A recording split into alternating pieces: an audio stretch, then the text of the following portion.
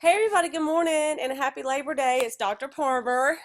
I just wanted to check in with you all and wish you a happy Labor Day. Hope you had a great weekend and I hope you have a great weekend ahead. And I want to go over the next module that we will be working on. Sorry if I'm a little out of breath. I've been running back and forth with my cat playing. She likes to chase me and try to bite on my ankles.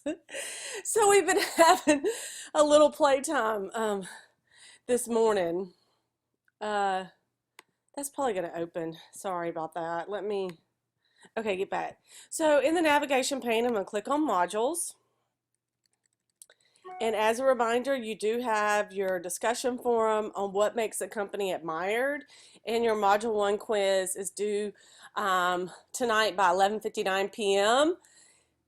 Keep in mind that all of your times to turn anything in will be by 11:59 p.m. Okay, let's go into Module 2. Go into the Module 2 link.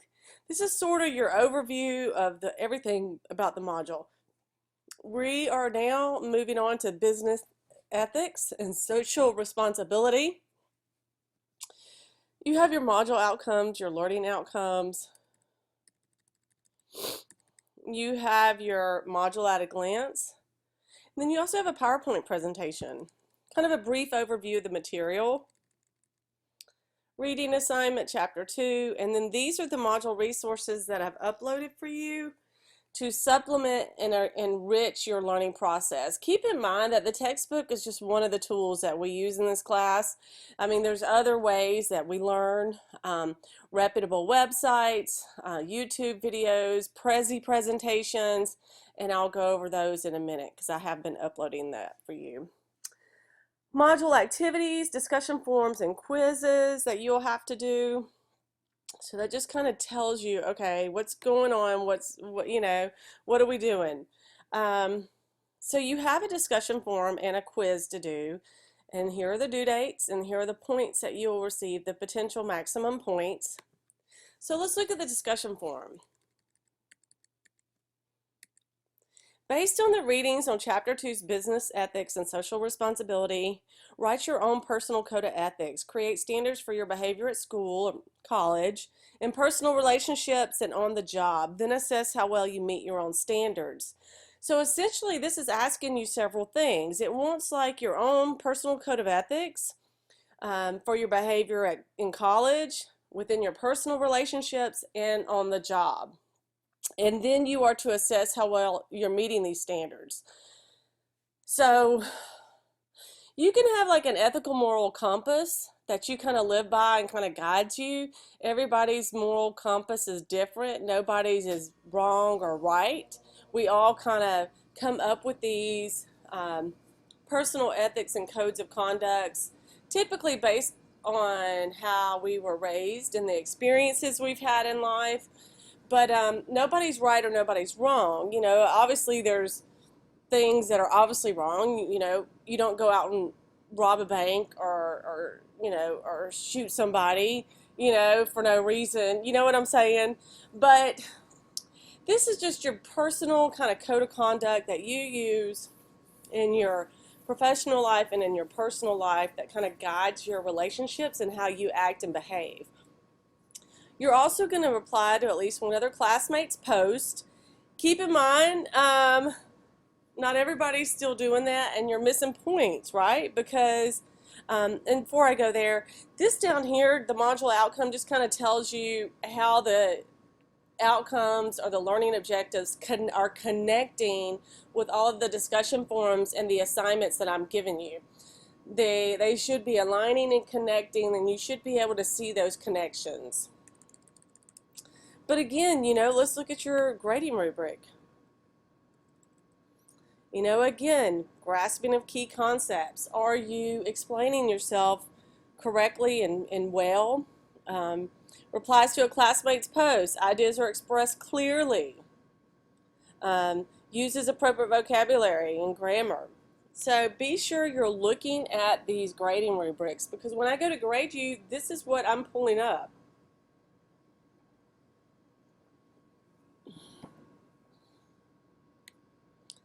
Okay, so let's kind of go back to the other thing you had was the quiz that you got to do. So be sure, just a couple of things, if you haven't gotten Module 1 activities turned in, be sure and get those turned in. Be sure and get Module 2's activities turned in by September the 14th at 11:59 p.m. Let's go to the announcements. I wanted to show you, I'm also teaching this course in a face-to-face class. And what I do in that class is I have Prezi presentations that I create. So like for example, we're still technically on chapter 1. In the face-to-face class, I refer to them as chapters. And all the modules that we're doing in this class do connect with the chapter in your textbook. So my kind of teaching philosophy is that if you're required to buy a textbook, you know, I'm going to use that. I'm not going to make you go out and buy an expensive textbook and then we don't ever use it. You know, I could design this course without a textbook, but until, you know, that day comes where you're not required to buy one, that's kind of a decision that's made over me. You know, I'm going to use it, right? I don't want you to buy a book and be like, well, I bought this book, but we didn't even use it, you know. But I just want you to know that there are other resources, right? It's not just all about the text material. Again, it could be like Prezi Presentations here, or, you know, those websites that I'm giving you, or PDF files, and your supplemental and enrichment resources. So there's more than one way to learn the material. But I'm uploading for you the Prezi presentations that I'm using in my face-to-face BTE 106 class. So when you click on the link, the thing about this is that oftentimes in these Prezi presentations, I have web links in there, I have videos.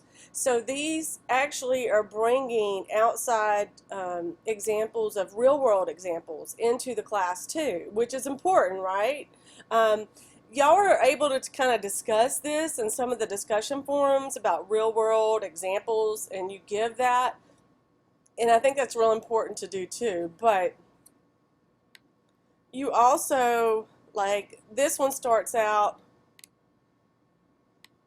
you know, with Panera Bread. This is one of the companies that are highlighted. It's highlighted in the textbook. So let me just kind of also remind you that our chapters, in the chapter readings, they give lots and lots of real world examples. And sometimes I use them, like, right, you know, I'm using the Panera Bread, but sometimes I give other examples too that aren't in the textbook. But if you're wanting to get more of that, I really recommend that you study your chapters and read through it and find those different companies or organizations or different real-world examples that they're offering. So anyways, so you can go through this. This is the president of Panera Bread explaining the Panera Cares Cafe. So you have that available, and I'm uploading these for you. So I hope that's very helpful for you and all of that. But let's go back to the announcements. I'll continue to upload those. And one way is that I found, because sometimes I have people say, well, I can't never find it. I'm going to do the Prezi presentations. I'm going to put them in bold. I will put them in bold in your announcements. So you'll be able to filter through the announcements. If you have a suggestion, if anyone has a suggestion, you know, where to put them. I mean, I thought about putting it in the module link, you know, where those other resources are. But to be honest with you, I'm a course author for this class, and anything I kind of put there, it also gets given to any other professor that teaches this course online.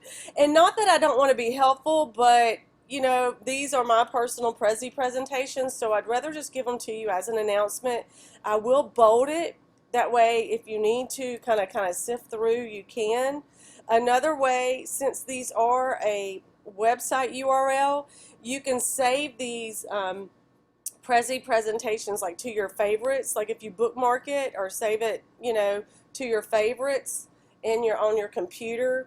That way you can find it there too, and you can even set up folders in your favorites or bookmark, and you could just have like BTE 106 folder, and then you can put them all in there and organize them like that. So there's ways to, you know, be able to scrummage them around and get to them a lot quicker if you want to review them. And you may not want to review them, but maybe once or twice at the most, and then you know what I mean? And, it's not like you're, something that you have to review every single day. So, okay, so let me go back, and so I'm posting some announcements for you. Here's a project management assistant internship. It's a paid opportunity. So just be sure that you're reading all. Don't know if everybody's downloaded the Canvas app to your Android or iPhone or iPad. Just a couple of things. I've had a couple of suggestions that people have said, it'd be great to get a reminder about our deadlines, our due dates of everything.